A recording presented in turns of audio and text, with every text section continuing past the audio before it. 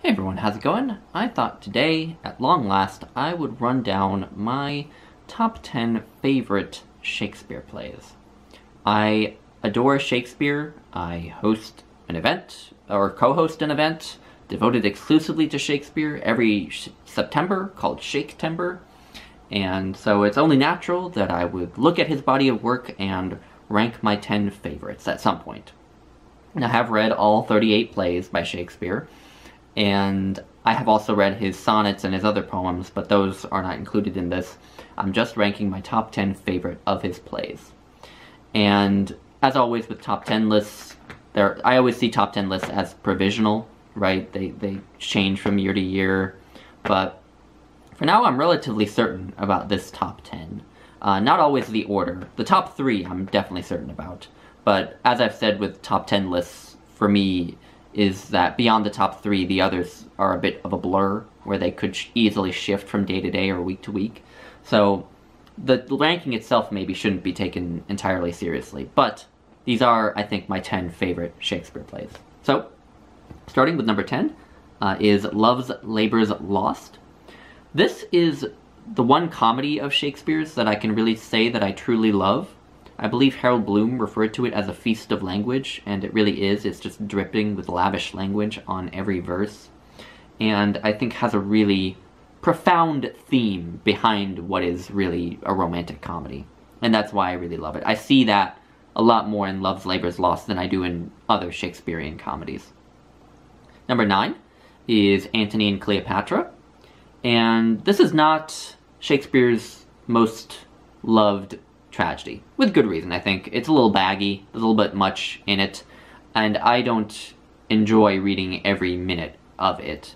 But why I love it, why it's at number 9, is because I think Cleopatra is one of Shakespeare's greatest creations.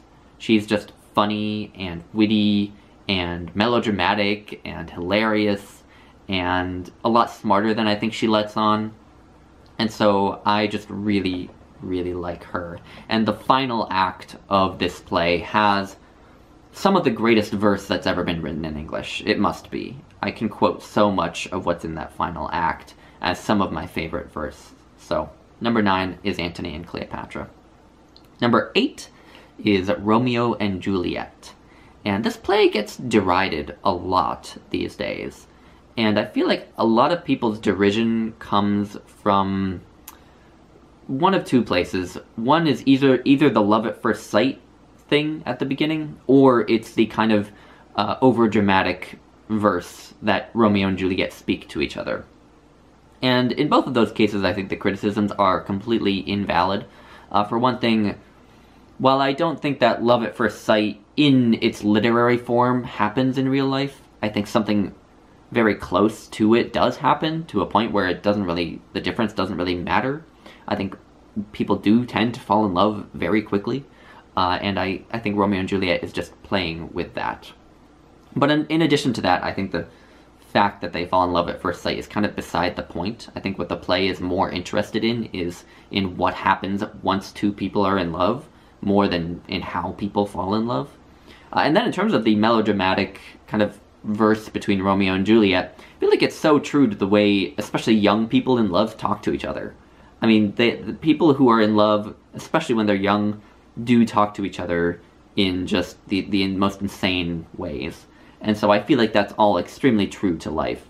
And Romeo and Juliet, I think, is just a magnificent love story, and I think a really great exploration of what it's like to be an adolescent as well. So, Romeo and Juliet, number 8. Number 7 is All's Well That Ends Well, which arguably is another comedy, although it's probably more one of Shakespeare's problem plays, so-called.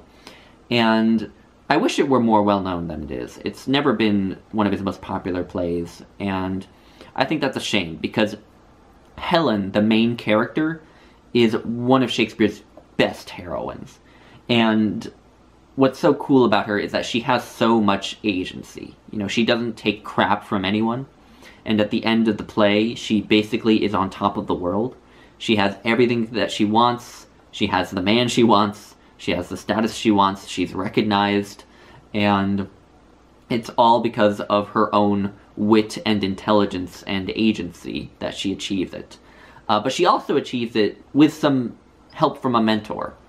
And what's interesting about this play too is that I think it's Shakespeare's only play where there is a mentor-student relationship where both the mentor and the student are women.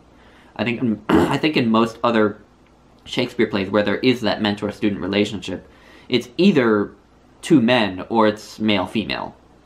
So to have a play where a woman is mentoring another woman is, I think, quite interesting. So this is a great, great underrated play. Number 6 is also another underrated Shakespeare play, and it's Measure for Measure.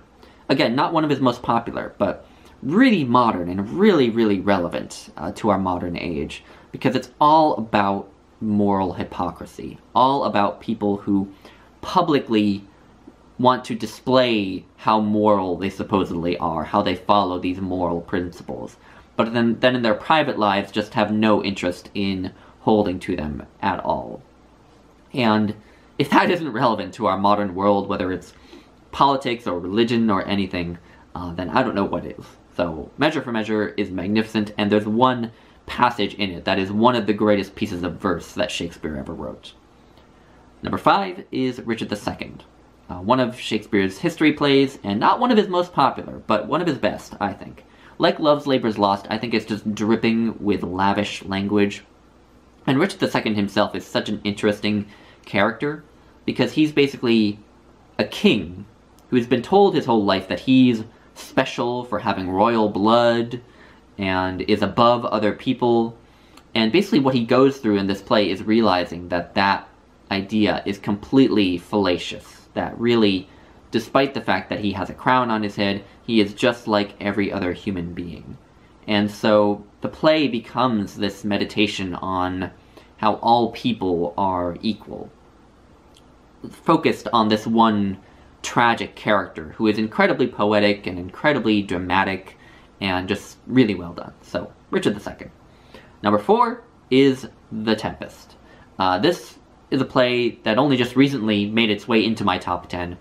Before this last Shake-tember, when I reread The Tempest, I would not have ranked it this high, but it's just it really is wonderful. It has some of Shakespeare's best verse, but what I think is really powerful about it is the way that it explores forgiveness and grace, and it's just explored in a lot of different ways throughout the play, and that's why I think it's a really important work in Shakespeare's body of work. So that's why it's at number 4. And now we come to the top 3. And I think I hardly need to comment on these 3. I think most people who know anything about my relationship with Shakespeare will be completely unsurprised by these top 3. These top 3 could probably shift their places relatively frequently, but they are the top 3. I'm relatively certain that none of these would end up at number 4 or number 5. These 3 would always be my top 3, whatever order they're in. So number 3 is Macbeth, all about how a good man can become evil in the wrong circumstances. And yeah, number 2, King Lear, which hardly needs much of a comment. It may be the greatest play that Shakespeare ever wrote, whereas I would say that my number 1 play by him, which is Hamlet, is not Shakespeare's greatest play, but Shakespeare's greatest achievement. Because I agree with Harold Bloom that Hamlet is the greatest attempt to put an entire human consciousness into a work of literature. So, anyway, those are my top 3. Macbeth, number 3, King Lear, number 2, Hamlet, number 1. So, anyway, let me know what your favorite Shakespeare plays are, and what you think of any of the plays I've talked about, whether you love them or hate them, and I will leave it at that. Bye, guys.